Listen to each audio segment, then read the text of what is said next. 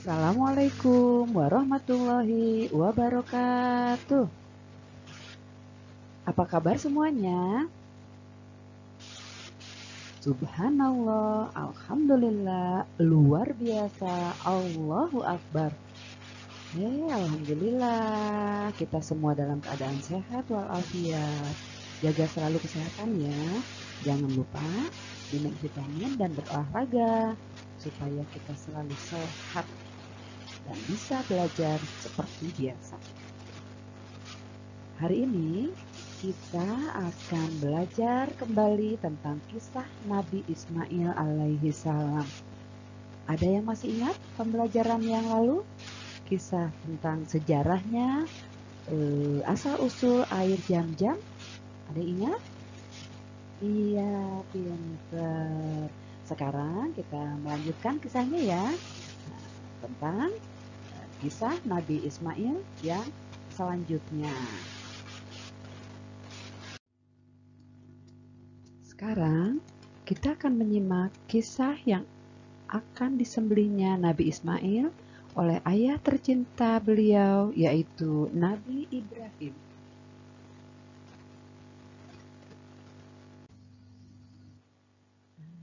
Ada yang tahu nggak ini gambar apa? Iya, ini kambing, ini unta, dan ini sapi. Tapi nanti Ibu jelaskannya ya. Sebelum itu, Ibu akan bercerita, melanjutkan cerita yang lalu ya, sekarang Ibu akan bercerita tentang kisah Nabi Ibrahim alaihissalam yang bermimpi menyembelih Nabi Ismail alaihissalam. Selamat mendengarkan.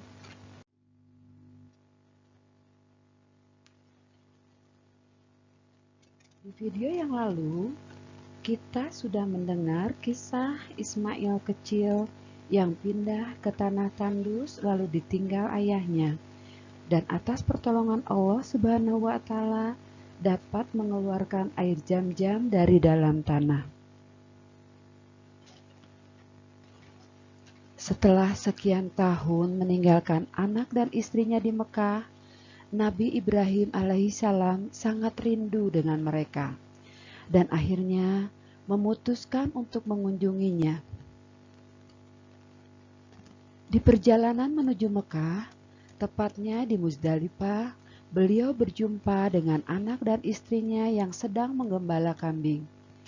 Ia pun mengajak anak dan istrinya untuk pulang ke Mekah.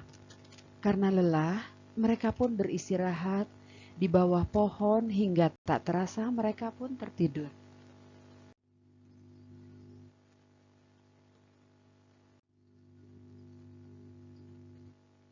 Saat tertidur, Nabi Ibrahim bermimpi menyembelih dan mengorbankan putra tersayangnya itu. Nabi Ibrahim sangat bingung menyikapi mimpinya. Ia tidak langsung membenarkan, namun tidak pula mengingkarinya. Nabi Ibrahim merenunginya beberapa kali dan memohon kepada Allah untuk memberi petunjuk yang benar kepadanya. Setelah dirasa cukup istirahat, mereka pun kembali melakukan perjalanan pulang menuju ke Mekah. Ketika malam tiba, setelah malam yang sangat membingungkan itu selesai, ternyata malam kedua juga datang kepadanya mimpi yang sama. Begitupun dengan malam ketiga. Setelah mimpinya yang ketiga, barulah Nabi Ibrahim meyakini dan membenarkan bahwa mimpi itu benar-benar nyata dan harus dilaksanakan.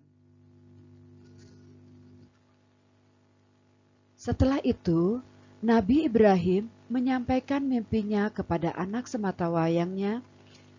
Nabi Ibrahim berkata, "Wahai anakku, sungguh aku bermimpi bahwa aku menyembelihmu. Pikirkanlah, bagaimana pendapatmu?"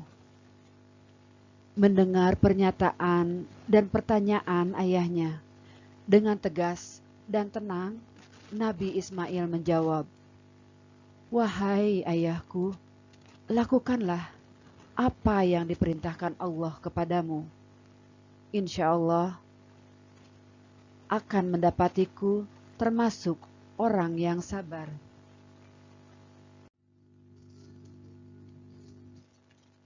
Dengan hati yang sedih dan raut wajah yang dipenuhi dengan linangan air mata, semuanya harus mereka ikhlaskan demi memenuhi perintahnya.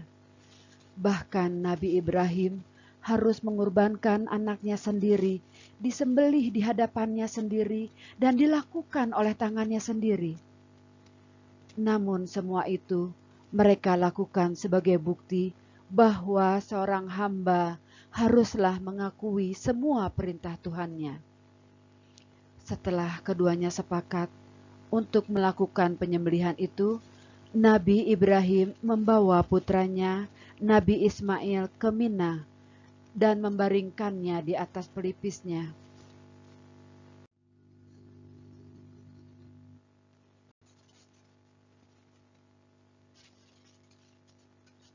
Sebagai sosok yang sangat taat kepada Allah, Nabi Ibrahim dan Nabi Ismail alaihi salam melakukan apa yang telah menjadi ketetapan bagi keduanya.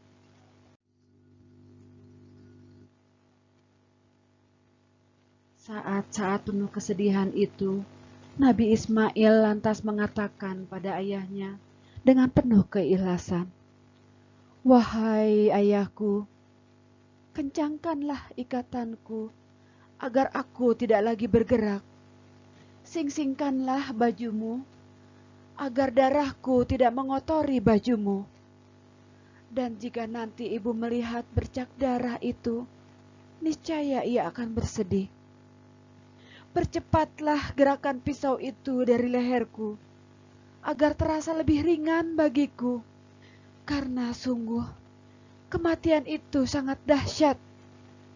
Apabila engkau telah kembali, maka sampaikanlah salam kasihku untuk ibu." Mendengar ucapan anaknya yang sangat baik dan taat, dengan dipenuhi perasaan sedih dan linangan air mata, mereka berbincang-bincang untuk terakhir kalinya. Setelah perbincangan antara keduanya selesai, meledaklah tangisan mereka. Nabi Ibrahim tidak bisa menahan air matanya.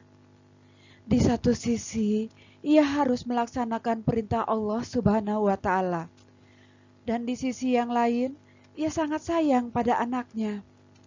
Namun, sebagai seorang yang taat akan perintahnya, Nabi Ibrahim harus merelakan anaknya untuk dijadikan kurban saat itu. Begitupun dengan Nabi Ismail, ia masih tidak ingin berpisah dengan ayah dan ibunya. Namun adanya perintah Allah harus lebih ia kedepankan dari yang lainnya. Nabi Ibrahim melakukan apa yang telah disampaikan putranya. Kemudian Nabi Ibrahim menciumnya dengan penuh kasih sayang dan linangan air mata, dan akhirnya mengambil pisau untuk menyembelihnya. Setelah pisau sudah ada di tangannya, ia meletakkan pisau tajam itu ke leher Nabi Ismail. Namun keajaiban datang dari Allah. Pisau itu ternyata sama sekali tidak melukai Ismail. Beberapa kali Nabi Ibrahim mengulanginya, namun tetap sebagaimana seperti semula. Jangankan melukai, bahkan pisau itu tidak memberi bekas apapun pada anak sematawayangnya itu. Nabi Ismail mengatakan pada ayahnya, "Wahai ayahku, palingkanlah wajahku hingga tak terlihat olehmu. Karena sungguh, jika melihat wajahku, engkau akan selalu merasa iba. Perasaan iba itu dapat menghalangi kita untuk melaksanakan perintah Allah. Apalagi di depan mataku terlihat kilauan pisau yang sangat tajam. Tentu membuatku ketakutan." Lagi-lagi sosok Nabi Ismail sangat berperan dalam menjalankan perintah Allah. Ketika perintah yang harus dilakukannya merupakan perintah tidak bisa diterima oleh akal. Kemudian Nabi Ibrahim kembali menuruti permintaannya. Namun yang terjadi masih saja seperti semula. Pisaunya yang tajam tetap tidak bisa melukai Nabi Ismail. Berbagai pertanyaan muncul saat itu. Di mana pisau yang tajam itu? Bahkan bisa membelah batu yang begitu keras, tidak bisa melukai leher Nabi Ismail yang begitu halus dan lembut.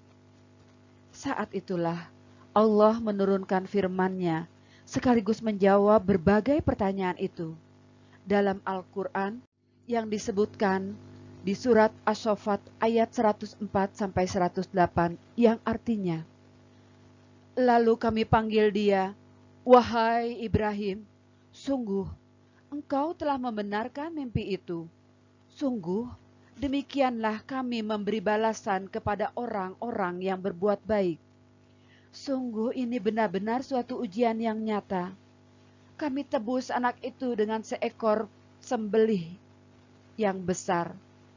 Kami abadikan untuk Ibrahim pujian di kalangan orang-orang yang datang kemudian. Seperti itulah kisah heroik, histeris, dan sangat dramatis yang terjadi pada Nabi Ibrahim dan putranya, Nabi Ismail alaihi salam.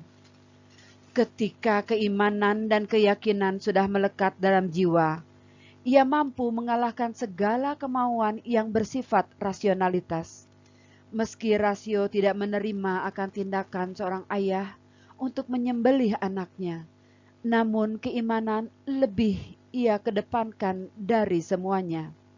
Setelah semua skenario itu selesai, sangat tampak kesabaran dan ketaatan Nabi Ibrahim dan Nabi Ismail. Oleh karenanya, Allah tidak menghendaki penyembelihan itu terjadi, bahkan melarangnya dan mengganti kurbannya dengan seekor kambing yang gemuk dan besar.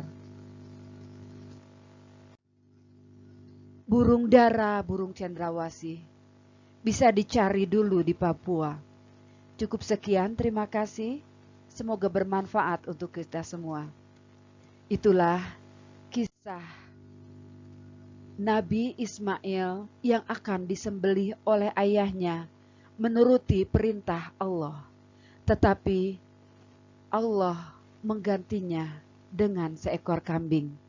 Semoga kita semua bisa mengambil hikmah dari kisah ini dengan kesabaran Nabi Ismail dan Nabi Ibrahim, dengan ketaatan mereka, dengan menurutnya, patuhnya Nabi Ismail kepada orang tuanya. Semoga kita dapat mengamalkannya dalam kehidupan sehari-hari. Billahi taufiq wal hidayah. Wassalamualaikum warahmatullahi wabarakatuh.